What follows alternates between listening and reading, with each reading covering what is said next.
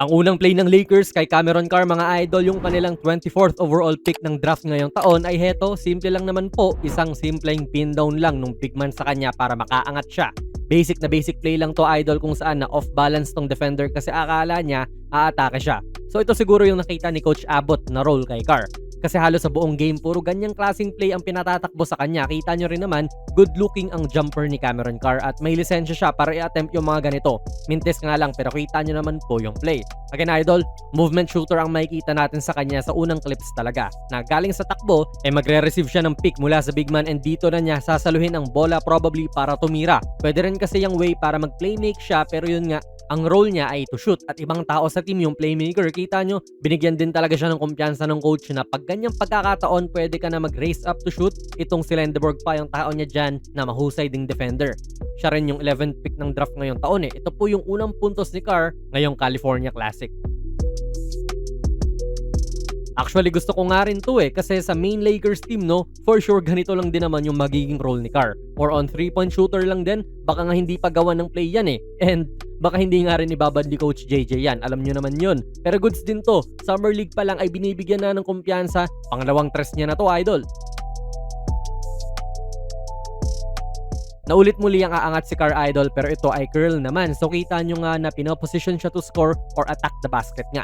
Kaya hindi na rin naman katakataka na siya rin ang naging leading scorer nitong Lakers this game. Ganda ng lift niya rito sa kanyang mid-range jumper. Something na mala Mikal Bridges din. Tapos ito idol yung gusto ko pang makita kay Carr, yung depensa. At masabi ko na okay ang potential niya kasi 6'9 tong tinatao niya na si Malevy Leons. Kontra sa kanya na 6'5 lang po ang height. Tapos 2-year NBA vet na rin niyang si Leons pero kita nyo dahil sa mahabang wingspan din ni Carr kaya siguro na ilang tong si Leons nung nag-drive siya. Pero for sure sa NBA, papagpagin lang din yan kasi mapayat pa si Carr. Hindi lang din ginamitan ni Leons ng katawan to, though you can see the potential nga. And yun nga, magiging useful panigurado yung wingspan ni Carr para makapag-compensate sa depensa habang hindi pa siya masyadong malapad. Power forward muli ang kamatch up niya rito si Aldridge. At kung ibang player to naka-height ni Carr at mas maigsi yung wingspan, for sure hindi nila magagawa to. Maganda naman din ang timing niya sa pag-deny ng entry pass pero kita nga natin na umepekto talaga ang kanyang massive na 7'1 wingspan. Wala rin pong gaanong ganito this game idol na nakakaharap si Carr sa isang isolation sa wing. Pero napakaganda ng pinakita niya ritong defense at again yung wingspan maloloko ka rin kasi akala mo may space ka na pero dahil ang haba nga umabot pa rin siya. Kaya dyan mo nakikita yung potential nung bata sa depensa pero most of the game din kasi ganito si Carr idol parang madalas off the ball siya tumao. Though hindi naman siguro to dahil tinatago siya sa depensa. Si Will Richard pa tong tao niya na isa sa mga leaders ng Warriors team na ito sa Summer League and nakailang tres nga rin si Richard sa harapan ni Carr Sadyang hindi lang din naghawak gaano ng bola si Richard dito sa second half.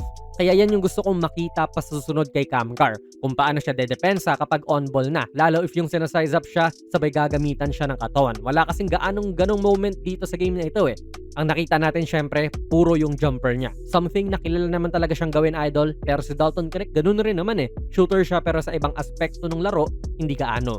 Hindi rin na depensa kaya bangko. And baka magaya si Cardon lalo kung hindi rin siya nakakadepensa or if hindi pa niya kaya at kinakain lang siya. So tignan natin next game. Solid na debut rin to idol kahit tambakol sila umiscore siya ng 19 points, 2 rebounds, 1 assist at 1 block. Kaya sa mga Laker fans po dyan, ano masasabi niyo sa laro ni Cam Carr kontra sa Warriors Gold? Ilagay nyo lang po ang inyong mga komento sa ating comment section.